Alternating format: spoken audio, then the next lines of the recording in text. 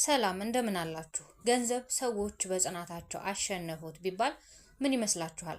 ሀብታሞች ሆኑ ማለት አይደለም መቼም። በግለሰቦች ፍላጎት ምክንያት መንግስት ማስተር ፕላኑን ቀየረ ብትባሉስ ምን ትላላችሁ? በአዲስ አበባ የተቀየረ ማስተር ፕላን እንዳለ ስታውቁስ ምን ይሰማችኋል? ሲቀይር ደግሞ ህንጻው ሳይፈርስ ከሁለት ከፍሎ 55 ሜትር ክፍተት በመፍጠር ነው ብትባሉ ምን ትላላችሁ? በዛሬው የሽርሽር ኢትዮጵያ መሰናዷችን 10 አስገራሚ ናቸው ያልኳቸውን የተቀየሱ ፕላኖችን ያስለወጡ ታሪኮችን አጋራችኋለሁ። ሰብስክራይብ እያደረጋችሁ ቤተሰብ ሁኑ። ሀሳብ አስተያየት መስጠትም እንዳትረሱ። በነገራችን ላይ እነኚህን ታሪኮች አስገራሚ የሚያሰኛቸው ትልልቅ መንግስታትና ቢሊዮን ዶላር የሚያወጡ ፕሮጀክቶች በአንድ ተራ ግለሰብ ወይንም በትንሽ ማህበረሰብ ጽናት ምክንያት ተንበርክከው ለመቀየር በመገደዳቸው ነው።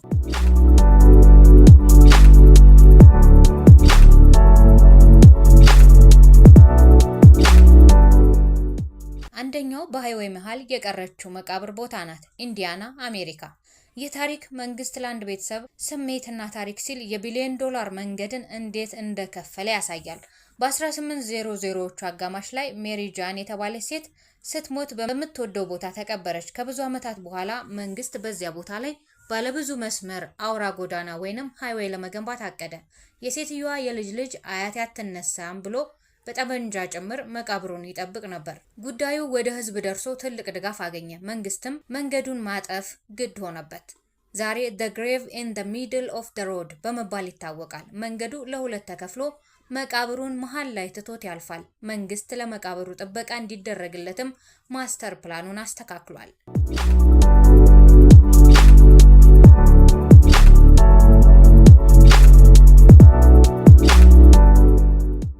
ሁለተኛ፣ የአውስትራሊያ ኬሊ ሂል። በአውስትራሊያ ሲድኒ ውስጥ አንድ ትልቅ የባቡር መስመር ዝርጋታ ሊከናወን ሲታቀድ የተከሰተ ነው። ታሪኩም መንግስት ለአዲስ ፈጣን ባቡር መስመር ሲል ጥንታዊ ሰፈሮችን ለማፍረስ አቅዶ ነበር። ሆኖም ግን ነዋሪዎቹ ይህ ሰፈር የታሪካችን መገለጫ ነው በሚል ከፍተኛ ተቃውሞ አቀረቡ። መንግስት የህዝቡን ስሜት ተረድቶ በሚሊዮን የሚቆጠር ተጨማሪ ወጪ በማውጣት መስመሩን ከመሬት በላይ ከማድረግ ይልቅ ወደ መሬት ውስጥ ወይንም ታነል ቀየረው። በዚህ ምክንያት አንድም ቤት ሳይፈርስ ፕሮጀክቱ ተጠናቀቀ።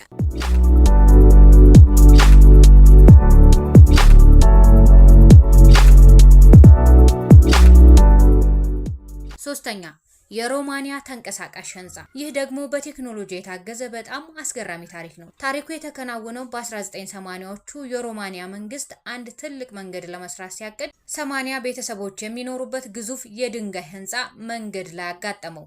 ህዝቡ አንነሳም በማለት አጥብቆ ተቃወመ። መንግስትም ህንጻውን ከማፍረስ ይልቅ በሚገርም ኢንጂነሪንግ ህንጻውን ለሁለት ሰንጥቆ በከባድ ማሽኖች ወደ ኋላ እንዲንሸራተት አደረገው።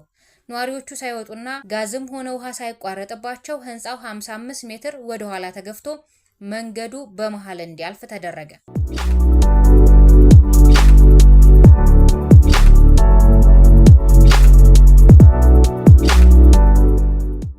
አራተኛ፣ በሃይዌይ መሃል የቀረው የወንድማማቾች ሬስቶራንት። ቦታው ኒው ጀርሲ አሜሪካ ነው። ይህ ታሪክ መንግስት አንድን ትልቅ አውራ ጎዳና ለሁለት እንዲከፍል የተገደደበት ታሪክ ነው። በ1920ዎቹ መጨረሻ የኒው ጀርሲ መንግስት ሩት 23 የተባለውን ትልቅ መንገድ ሲዘረጋ የጆን እና የኤድዋርድ ኩክ ሬስቶራንት መንገድ ላይ አረፈ። ወንድማማቾቹ ከዚህ አንነቃነቅም ብለው አሻፈረኝ አሉ።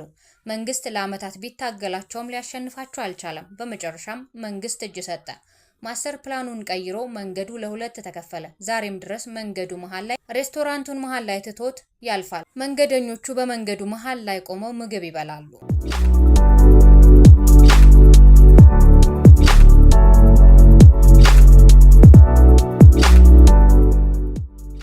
አምስተኛ፣ የቪክቶር ስፒትስ የለንደን ትንሿ ሱቅ። ይህ በለንደን ከተማ እምብርት ውስጥ የሚገኝ እጅግ የታወቀ ታሪክ ነው። ነገሩ እንዲህ ነው። በ1920ዎቹ የለንደኑ ዊክሃምስ የተባለ ትልቅ የገበያ አዳራሽ እጅግ ግዙፍና ዘመናዊ ህንጻ ለመገንባት አቅዶ ነበር። ነገር ግን በታቀደው ቦታ መሃል ላይ የቪክቶር ስፒትስ ትንሿ የጌጣጌጥ ሱቅ ነበረች። ቪክቶር ሱቄን ለማንም አልሸጥም አለ። ግዙፉ ኩባንያ በሚሊዮን የሚቆጠር ገንዘብ ቢያቀርብም አልቀበልም አለ። ኩባንያው ህንጻውን ሳይሰራ መተው ስላልፈለገ ማስተር ፕላኑን ቀየረ።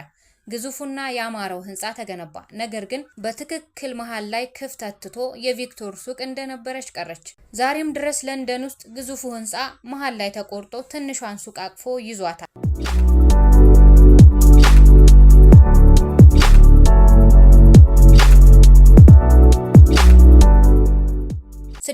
በአዲስ አበባ የሶማሌ ተራ ጉዳይ ማስተር ፕላን የንግድ ቀጠናዎችን ለማፍረስ አቅዶ በነጋዴዎቹና በአካባቢው ማህበረሰብ ከፍተኛ ተቃውሞና የህልውና ጥያቄ ምክንያት ዲዛይኑን የቀየረባቸው ወይንም ግንባታውን ያዘገየባቸው ሁኔታዎች አሉ። በተለይ የንግዱ ሰንሰለት እንዳይበጠስ በሚል ብዙ ጊዜ ማስተር ፕላኖች ከነባራዊ ሁኔታው ጋር እንዲሄዱ ተደርገው ተስተካክለው ያውቃሉ።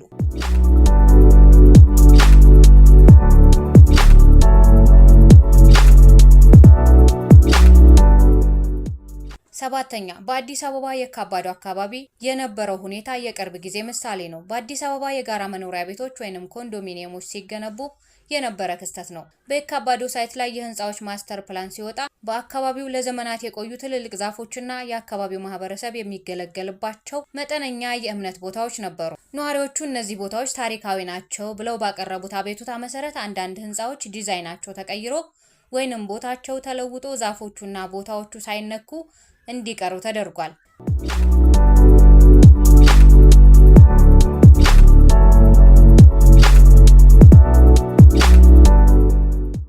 ስምንተኛ የቻይና የችንካር ቤቶች። በቻይና መንግስት ለማንኛውም የልማት ስራ መሬትን በቀላሉ የመውሰድ ትልቅ ስልጣን አለው። ነገር ግን የችንካር ቤቶች የሚባሉት ታሪኮች ይህንን ስልጣን የተፈታተኑ አስገራሚ ክስተቶች ናቸው። ታሪኩ የተፈጸመው በ2007 በቾንግቺንግ ከተማ ነው።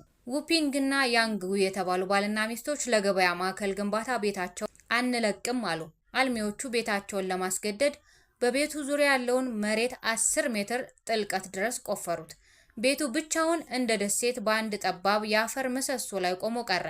ባልና ሚስቱ በፍጹም ሀሳባቸውን አልቀየሩም። ይልቅስ በደረጃ እየተንጠላጠሉ ምግብ እያስገቡ ለ3 ዓመታት በዚያው ኖሩ። ታሪኩ በዓለም አቀፍ ደረጃ ከፍተኛ ትኩረት ስለሳበና መንግስትም ስለተጨነቀ ማስተር ፕላኑን እንዲስተካከልና ለባለቤቶቹ እጅግ ከፍተኛ ካሳና የተሻለ ቦታ ተሰጥቷቸው በስምምነት እንዲነሱ ተደርጓል።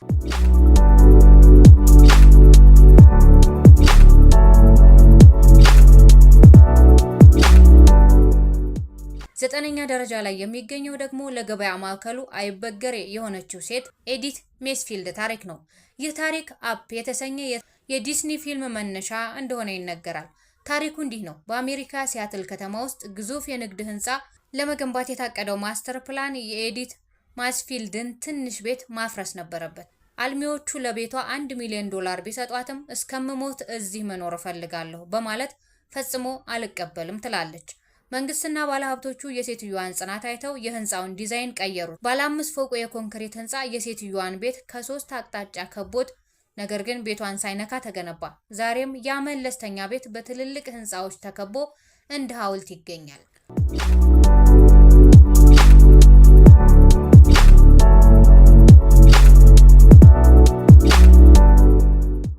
አስረኛ በአውሮፕላን ማረፊያ መሃል የሚገኘው እርሻ።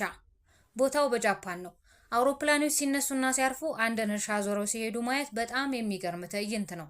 የጃፓን መንግስት የናሪታ አውሮፕላን ማረፊያን ሲገነባ ጥቂት ገበሬዎች የአባቶቻችን ርስት ነው በማለት መሬታቸውን አንሰጥም አሉ። መንግስትም በህዝብ ግፊትና በህግ ውዝግብ ምክንያት ገበሬዎቹን ማስወጣት አልቻለም። በዚህም ምክንያት የአውሮፕላን ማረፊያውን ማስተር ፕላን ቀይሮ የአውሮፕላን መሸጋገሪያ መንገዶች በእርሻዎቹ ዙሪያ ታጥፈው እንዲሰሩ ተደረገ። ዛሬም ድረስ በአውሮፕላን ማረፊያው መሃል ገበሬዎች እርሻቸውን እያረሱ ሰብላቸውን ይሰበስባሉ።